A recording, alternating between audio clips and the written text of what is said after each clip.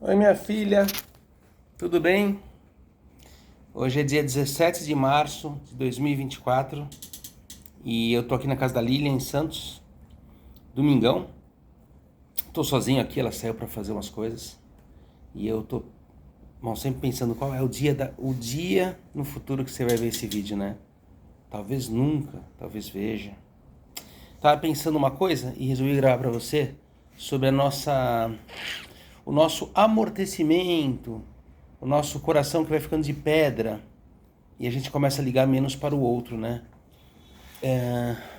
A gente liga para menos, até pouco para o outro que está próximo, às vezes pro filho, pro pai, pra mãe, pro irmão, pro amigo próximo, mas a gente liga muito pouco para aquele outro que a gente acha que não tem nada a ver com a gente, né?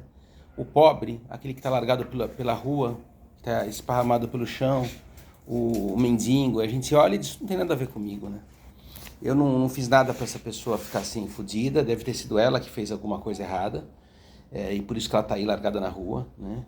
Então a nossa sensibilidade para com o azar ou a sorte do outro é muito grande, né? Não nos diz respeito, sabe? É como se fosse isso. A gente olha a guerra, a gente olha aquela pessoa que pede uma esmola, aquele menino que vem aquela criança pequena que vem na janela do carro, né? E pensa, não tem nada a ver com isso, né? Isso é bem triste, né, filha? A gente vive só pra gente. A gente pensa, é só passar, só atravessar a rua. Só atravessar a rua. Tem um mendigo, é só atravessar a rua.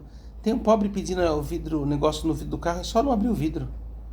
Tem um que vem falar, por favor, senhor, eu tô aqui com a minha família, você passa batido, não tenho nada. Às vezes até tem, né? Às vezes até tem um dinheirinho que poderia dar, uma moeda, mas a gente pensa, se eu for dar dinheiro para todo mundo, eu não faço outra coisa, né? Ou se eu for parar para ouvir todo mundo que me chama, e a gente fica insensível, né? A gente fica insensível para com a sorte das pessoas, né? E aí a gente esquece que a gente é privilegiado, que essas coisas não, o que a gente tem, o lugar legal que a gente está na vida, o dinheiro, a chance de estudo, a família, tudo, não é porque a gente fez alguma coisa por merecer, porque a gente deu sorte, né? Eu dei sorte, filha. Eu dei sorte de nascer numa família com pai e com mãe, com casa, com gente que me deu educação e colocou numa escola particular. Eu dei sorte. Eu poderia ter nascido na favela, poderia ter, enfim, tantas coisas que me colocariam em posição de desvantagem, né? Então eu queria te dizer isso hoje, né? O que a gente faz com isso? A gente olha e pensa, bom, privilégio meu, sorte minha, azar do outro. Dane-se. Isso é o que a maioria das pessoas fazem, né? Na verdade, elas fazem pior. Elas dizem assim, mérito meu. Essa é a pior parte, confundir privilégio com mérito. Privilégio é aquilo que você ganha de uma beijada, entendeu? Você no mundo teve sorte. O outro foi morto, você não. O outro nasceu na favela, você nasceu numa casa bonita, com tudo certinho. O outro não tinha nem escola, nem pai, nem mãe, nem ninguém, e você tinha tudo. Você pensa, não, é mérito. Que mérito? E daí a gente disfarça, porque ninguém quer dizer que tem privilégio e não tem mérito. Mérito é eu conquistei, né? Eu fui lá e trabalhei. Eu fui lá e... Eu poderia falar, meu pai morreu quando eu tinha 19 anos, eu fiquei ferrado. Eu já usei muito esse discurso. E minha mãe doente, eu não tinha irmão para me ajudar, eu fui trabalhar, fui fazer segurança de boate, fui ser garçom, larguei os estudos por um ano e fui me ferrar. Isso tudo é verdade. Então eu tenho mérito com isso? Tenho um pouquinho de mérito, eu tenho mérito. Mas assim, por que eu consegui fazer isso? Eu não posso esquecer, eu consegui fazer isso porque eu tinha tido estudo já.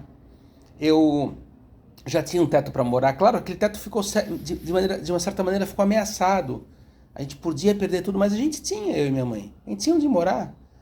Eu tinha um monte de vantagens que aquela pessoa nunca teve.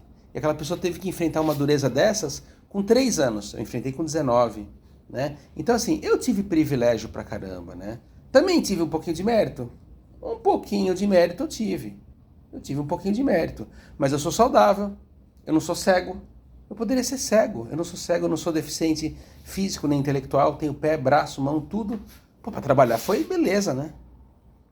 Eu sou homem branco, privilegiado. Onde eu chegava a procurar emprego, o cara falava, ô rapaz, que bacana. Você tão Tão gente do bem aqui pedindo emprego aqui no restaurante. Veja, se eu fosse menino preto da periferia, ia ser igual. A gente tem sempre que pensar no nosso lugar de privilégio. Mesmo que a gente saiba que alguma coisa a gente não teve privilégio. Por exemplo, você é moça negra, então você não teve tanto privilégio quanto eu, rapaz branco. É verdade, mas você tem vários outros privilégios. Onde é que eu quero chegar, filha, para não ficar muito comprido? Que a gente tem que olhar um pouco pelo outro. A gente tem que achar que o que a gente ganha e o que você vai ganhar no futuro, o que você vai conquistar no futuro, não é só para você. Sabe? Hoje eu comprei umas panelas. Porque eu pude comprar umas panelas legais. E eu fiquei pensando, e as velhas? Não, as velhas eu vou guardar, porque uma hora eu posso precisar. Não. As velhas eu vou dar para quem não tem panela. Né? Jesus fala na Bíblia, o homem que tem 2 jaquetas, que dê uma para aquele que não tem jaqueta nenhuma, né, para se cobrir e que passa frio. Né? Então eu acho que isso aqui não é um vídeo de religião, né, filha? Não tem nem falei de religião até agora, mas eu tô falando de Jesus como um personagem, né? A gente queira ou não acreditar, mas é bonito, né?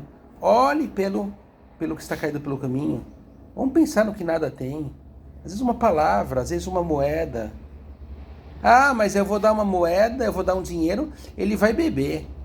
Talvez ele vai beber, porque talvez a única coisa que sobe para aquela pessoa, que reste, é fugir para uma pinga para poder dormir à noite, porque ele vai inclusive dormir na rua, correndo o risco de que joguem gasolina e toquem fogo nele, como acontece. Filha, por hoje é isso. Um beijo para você, aí no futuro.